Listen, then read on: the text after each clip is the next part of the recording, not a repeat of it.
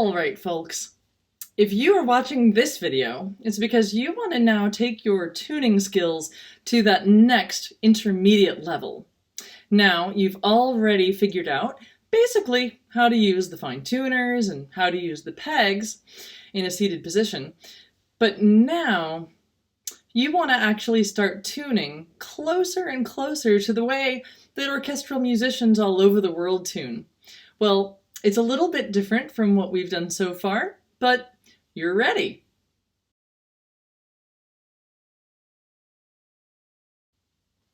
So, the first thing is we can either tune from a pitch, a reference pitch. So I've got my standalone tuner today, and it will play me an A.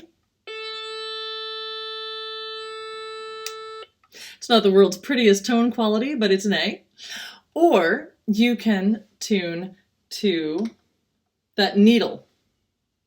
So we can either go ahead and use that again to tell us if we've got our pitch right to get A, just A, or we can use the reference pitch.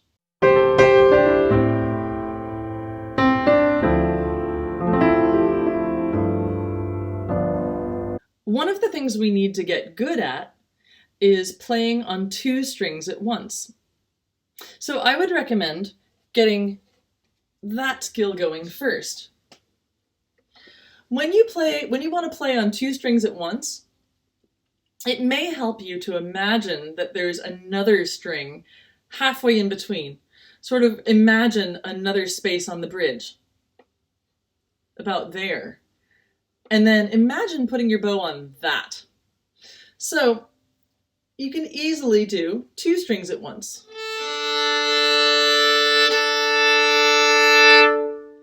It's actually worth taking a little bit of time just getting comfortable playing on two strings at a time.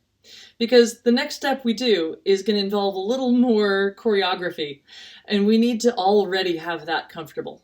So take a little time and just play two strings. You could start on one also, and then sort of tip over.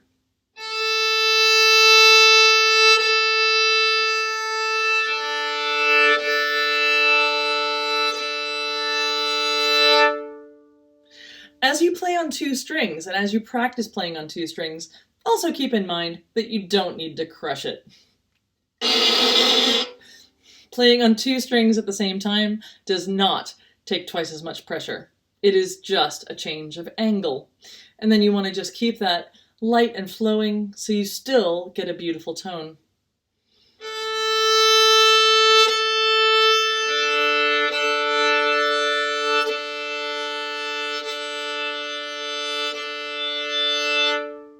And in orchestra, it's polite to keep it just at the tip of the bow, where it's not quite so loud, so that your neighbor can also hear themselves think. So, once you now have the ability to get one string in tune, get your A in tune, then you also have the ability to play on two strings at once and make a nice, pleasing tone quality with your bow on two strings. Now it's time to start adding those fine tuners in while playing.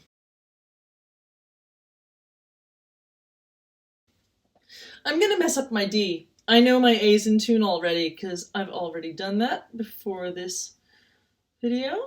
Right? My D is now totally wrong. I know that. Ugh. And I'm going to start at the tip, so it's just polite, but very out of tune double stop.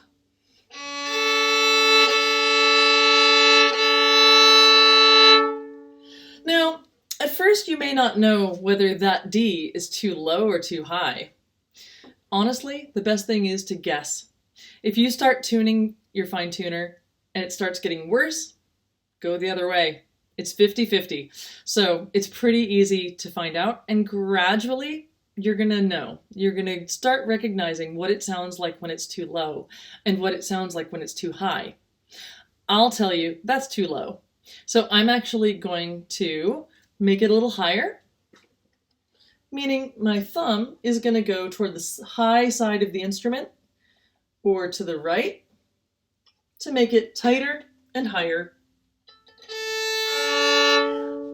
Listen to what it sounds like when that D starts to come into tune with the A 5 notes away.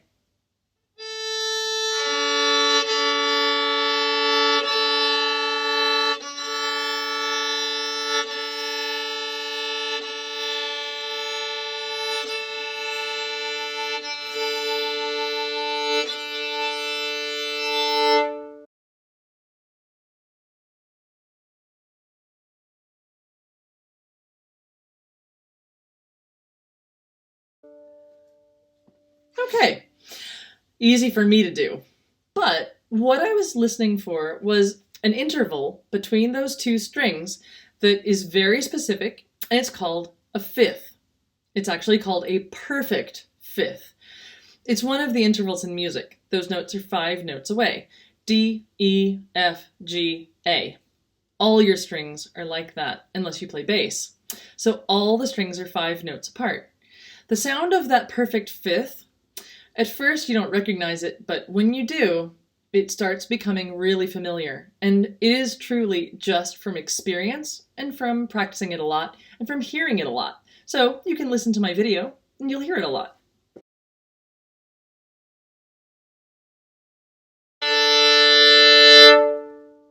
Now I can build my G on that D. So I'm going to do the same thing, but now I'm going to adjust my G. I'm going to mess it up so that you can hear. This time I'm making my G higher. So you might notice that it has sort of a high pinched quality in the fifth. And then I'm going to relax it down. And again, you'll get to hear the interval of a perfect fifth.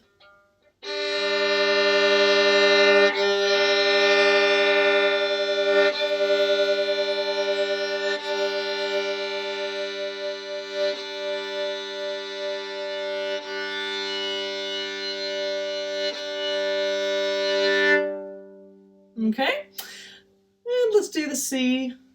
I think I'll make the C, again, I think I'll make the C a little too high as well.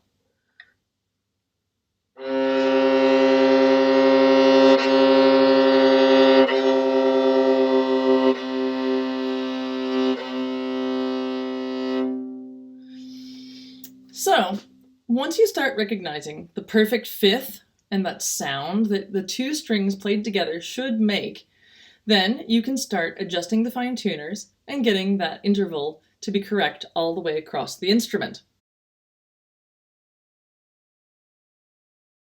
One of the things that I actually recommend is actually messing up your strings just a little bit. If you've ever seen a little kid playing, going away from their parents, they usually go just far enough away that they can still see them and they can still see the way back. What you want to do when you're first learning a tune is make your string a little bit wrong and then come back. Don't go so far away that you can't see the way back or you can't hear the way back. So when you're messing up your own strings, I would say get A, keep A solid. All right, do that with a tuner or a reference pitch. But then do a little mess up on your D. Get your D out of tune and back in. Here's an example.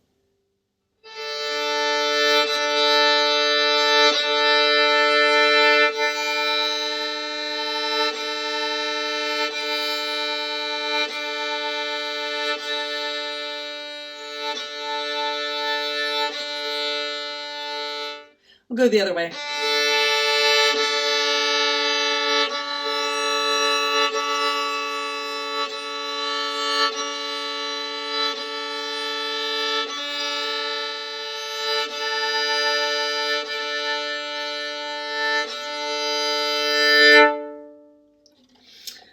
And that really should help as you're learning how to tune and getting used to finding that perfect interval. Good luck, keep in touch, and let's keep getting in tune.